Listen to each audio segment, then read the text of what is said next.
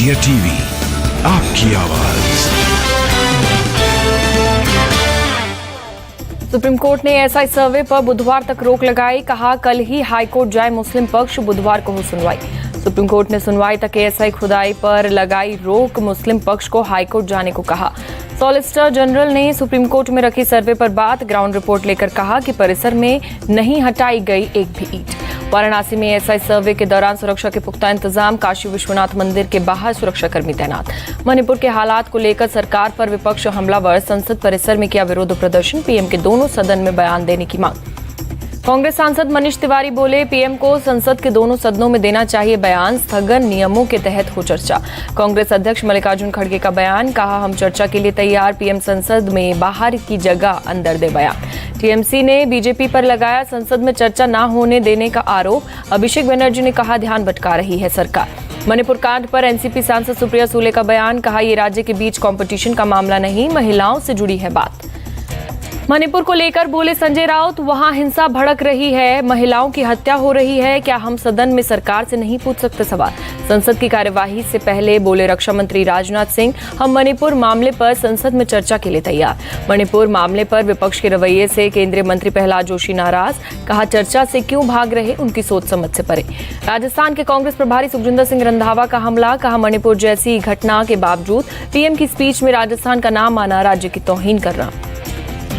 मणिपुर पर Bengal BJP chief Sukanta Majumdar का विपक्ष पर अटैक, कहा उन्हें सिर्फ मणिपुर दिख रहा है, मालदा की नहीं करते बात।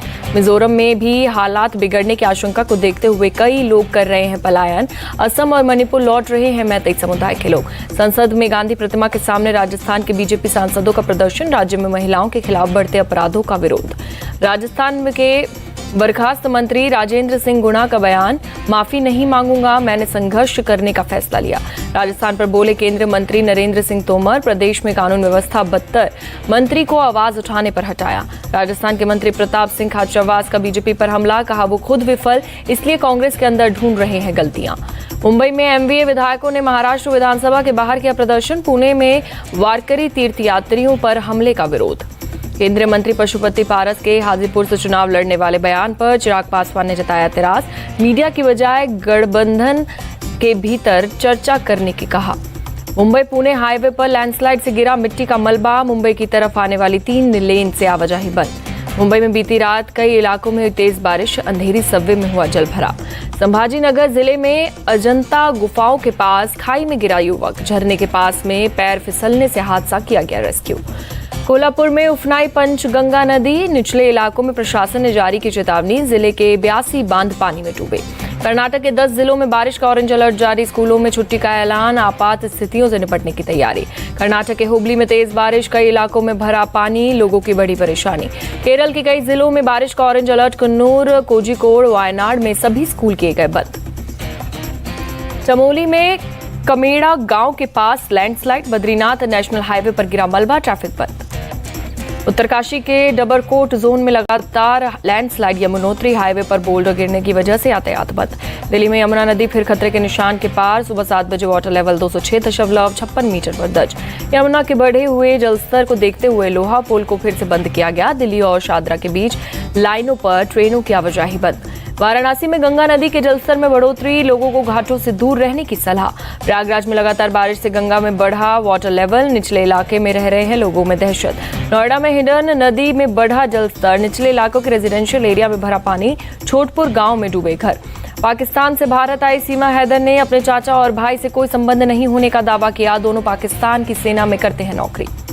सीमा हैदर ने कहा घर बेचकर मिले पैसे से पहुंची थी दुबई, नेपाल तक लीगल तरीके से आई। राजस्थान की महिला अंजू के पाकिस्तान जाने पर बोले भिवाड़ी एसएसपी, कहा सोशल मीडिया पर पाकिस्तानी युवक के संपर्क में थी अंजू, जांच जारी।